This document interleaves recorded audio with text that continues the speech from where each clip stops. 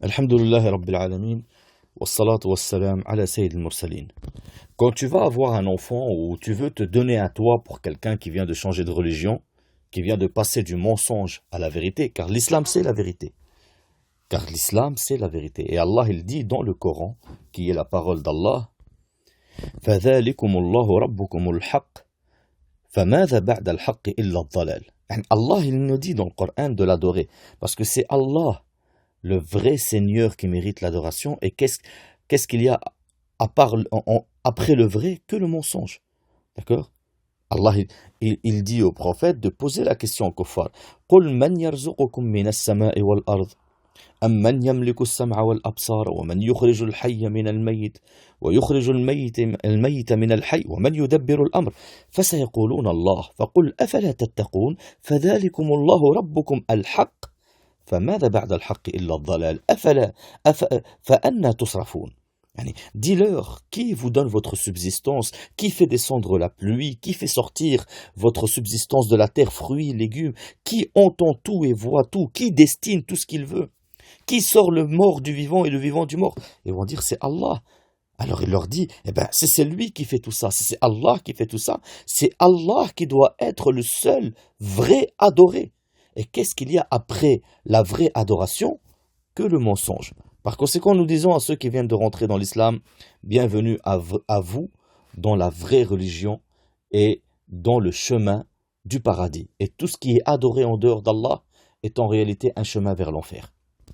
Et on voit beaucoup de nos frères ou de nos sœurs, par exemple, quand ils rentrent dans la vérité, ils changent de prénom.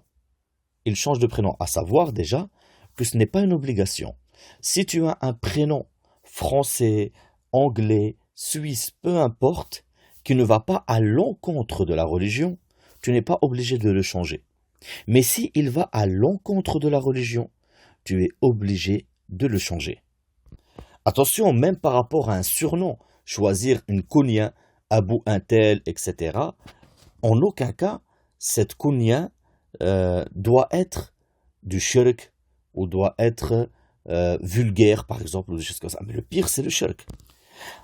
Avant de parler des noms qui ont une connotation de shirk, d'association, il faut savoir qu'il y a des noms qui sont préférables à choisir.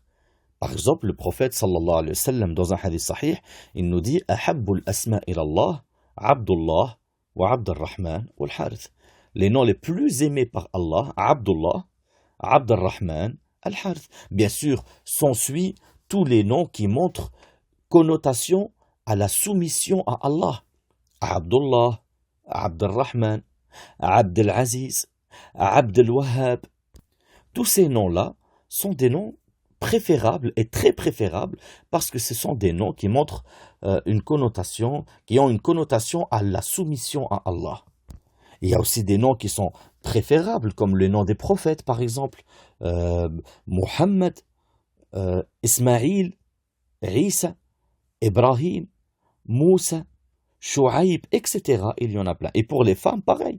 Aïcha, Khadija, Zaynab, Maïmouna, tout cela, ce sont des prénoms qui sont bien, et qui appellent même, peut-être, peut encourager l'enfant à plus tard essayer d'être quelqu'un de bien. Si tu l'appelles, par exemple, Omar, tu lui dis, je t'ai appelé comme ça par rapport à Omar ibn al-Khattab al-Farouq, radiyallahu anhu wa arda. Ça va lui donner envie de savoir peut-être qui est Omar, quelle a été sa vie. Et n'importe quelle personne qui lit qui était Omar ne peut que aimer Omar. Ou par exemple d'appeler ta fille Amatullah, le féminin de Abdullah. Al-Ama, c'est l'esclave en féminin. Amatullah, l'esclave d'Allah. Ça, le fait qu'elle s'appelle comme ça va lui donner envie de adorer Allah par rapport à ce prénom. Mais de l'autre côté, il y a des prénoms qui sont très détestables, comme Rabah, Falah, Aflah, Nafi', Yassar. Le prophète sallallahu alayhi wa sallam, il dit لا تسمين غلامك يسارا ولا رباحا ولا نجيحا ولا أفلح فإنك تقول أثمه فلا يكون فيقول لا إنما هن أربع فلا يزيدن عليه.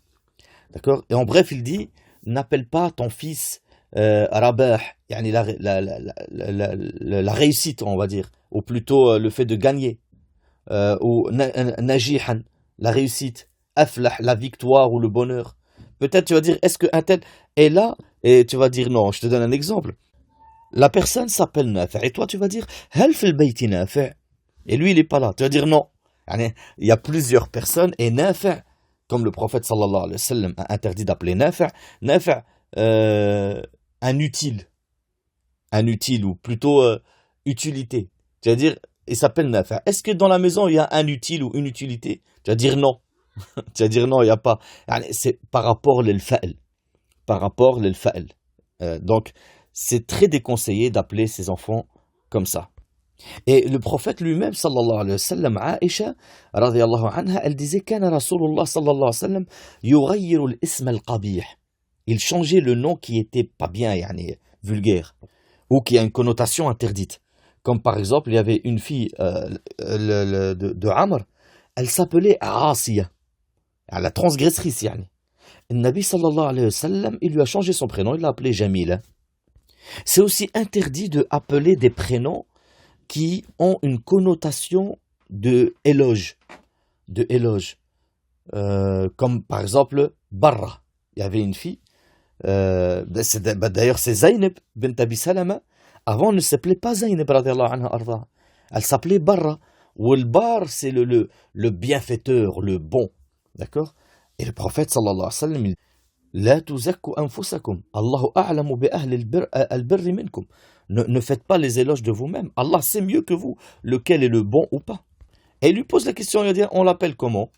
Alors le prophète sallallahu alayhi wa sallam, il a dit Sammouha Zaynab. Appelez-la Zaynab. Attention par contre par rapport à la question, le fait d'appeler son fils Muslim. Est-ce que Muslim c'est une éloge? Non, ce n'est pas une éloge. Car l'islam, c'est la fitra, c'est la nature saine. Tu nais en tant que musulman. D'ailleurs, le prophète sallallahu alayhi wa sallam, il dit Yuladul mar'u ala al-fitra, fawalidayhi alladhina yahwidanihi, aw yunassiranihi, aw yumajjisanihi. Il n'a pas dit aw yuslimanihi. Parce qu'il a dit Yulad ala al-fitra, yani Yulad ala al-islam. Al-fitra, c'est l'islam. Le prophète sallallahu alayhi wa sallam, il dit l'homme naît sur la fitra, la nature saine. C'est ses parents qui le rendent juif, chrétien ou adorateur de feu. Et la nature saine, c'est l'islam. D'ailleurs, Allah, il a appelé l'islam fitra. Et d'ailleurs, le hadith où tu dis avant de dormir, Allahumma sallamtu nafsi ilayk, wajjahtu wajhi ilayk, fawwadtu amri ilayk, jusqu'à la fin du hadith, avant de dormir, et tu dors sur ton côté droit, Nabi sallallahu alayhi wa sallam, il dit, fais en sorte que ça soit les dernières paroles que tu dis. Si tu meurs sur ça, tu meurs sur le fitra. Tu meurs sur le fitra, c'est-à-dire, tu meurs sur le tawhid. Et fitrat Allah, la nature saine que Allah il a mis en nous, c'est l'islam, c'est le tawhid. Donc, en quelque sorte, muslim, ce n'est pas une éloge, c'est la nature saine. Encore plus que ça. Ici, on a les dalils de compréhension. Est-ce qu'on a un dalil clair et net où le prophète il ne l'interdit pas, ou il l'autorise? Oui. Par rapport au hadith, où il y avait un homme, un sahabi d'ailleurs, qui était surnommé Abal Hakam, le père du jugement. Le prophète, le meilleur juge en quelque sorte. Le prophète sallallahu alayhi wa sallam, il lui dit Inna Allah huwa al-hakam. C'est Allah le juge, et c'est à lui que revient le jugement. Et le prophète, et l'homme, il lui dit à Rasulallah, Qawmi, idha ikhtalafu fi shay, atuni fa hakamtu baynahum faradiya kila al-fariqayn. Mon peuple, dès qu'ils ont un problème ou quoi que ce soit, ils viennent, je juge entre eux, et puis tout le monde est satisfait. Le Nabi lui a dit, Ma ahsan hada, c'est une bonne chose, en résumé. Il lui a dit, qui sont tes enfants? Est-ce que tu as tes enfants? Il a dit oui. J'ai Shuraih, Muslim et Abdullah.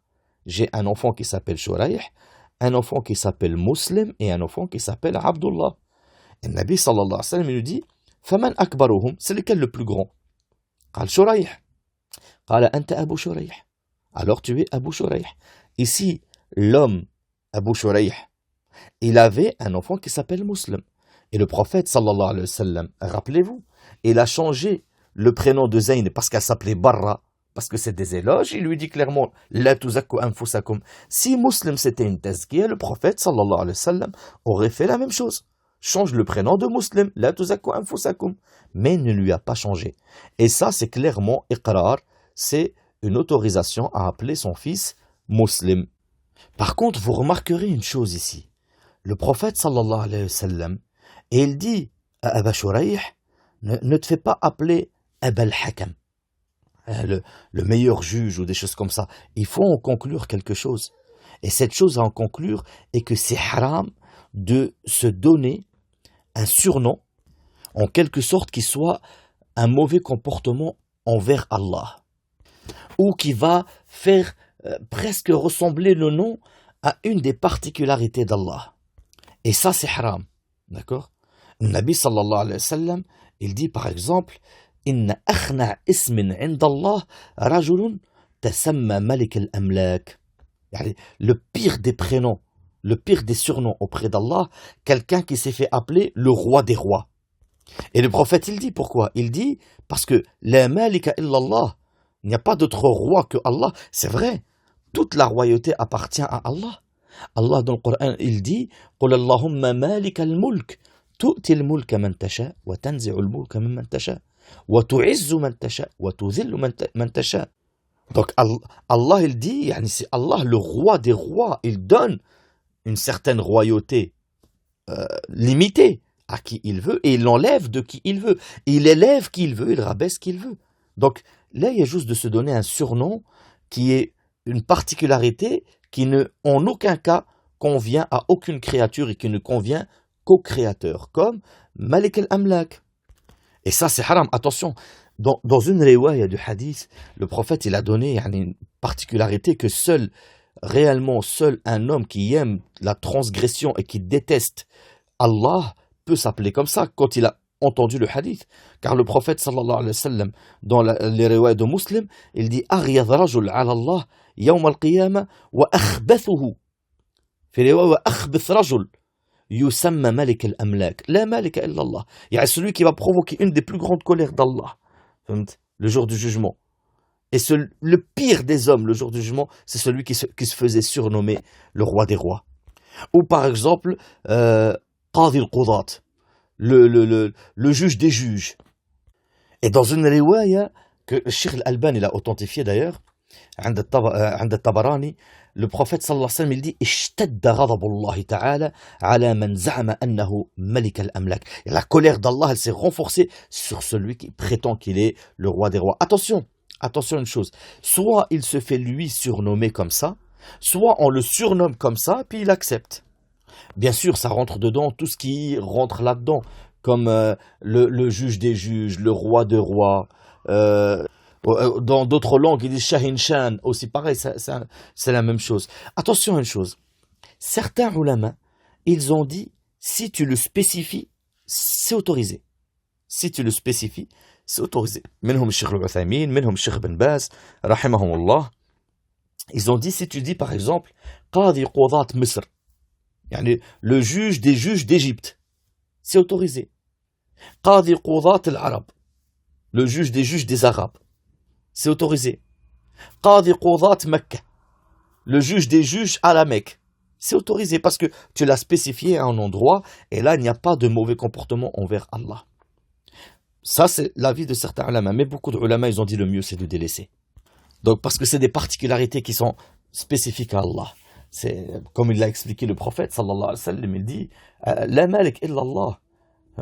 La malik illa Allah. Ce sont des spécificités qui sont à Allah. Attention, il rentre dedans aussi le fait de se donner un surnom qui est spécifique au prophète. Comme par exemple, Sayyid al-Adamin, le meilleur des hommes, ou le roi des hommes, ou Sayyid Walad Adam, le roi des fils d'Adam. D'accord? Ça, ce sont des noms spécifiques au prophète Mohammed sallallahu alayhi wa sallam. Donc, ça rentre dedans aussi les noms spécifiques au prophète. D'ailleurs, en parlant du prophète, il y a des noms qui sont du shirk par rapport au prophète. Comme le fait, et malheureusement c'est propagé aussi chez beaucoup les Maghrébins, c'est le fait d'appeler par exemple Abd al-Nabi. Abd al-Nabi, l'adorateur du prophète. C'est haram, c'est du shirk et la yajouz, et la personne qui s'appelle Abd al-Nabi doit changer son prénom. Parmi les prénoms aussi qui sont interdits, le fait d'appeler quelqu'un Maoulaï. Et ça, c'est beaucoup propagé malheureusement, c'est d'appeler quelqu'un Moulay Ahmed, Moulay Nasr, Moulay un tel. Non, le fait de appeler Moulay ou Sayyidi, non, c'est interdit. D'ailleurs, il a été rapporté que le prophète sallallahu alayhi wa sallam il a dit La taqul Moulay, fa inna Moulakumullah. Ne dis pas Moulay, yani mon maître. Votre maître, c'est Allah Azza wa Jal. Par conséquent, si quelqu'un il s'appelle Moulay un tel, enlevez le mot Moulay et appelez-le un tel, tout simplement. سبحانك اللهم وبحمدك أشهد أن لا إله إلا أنت أستغفرك وأتوب إليك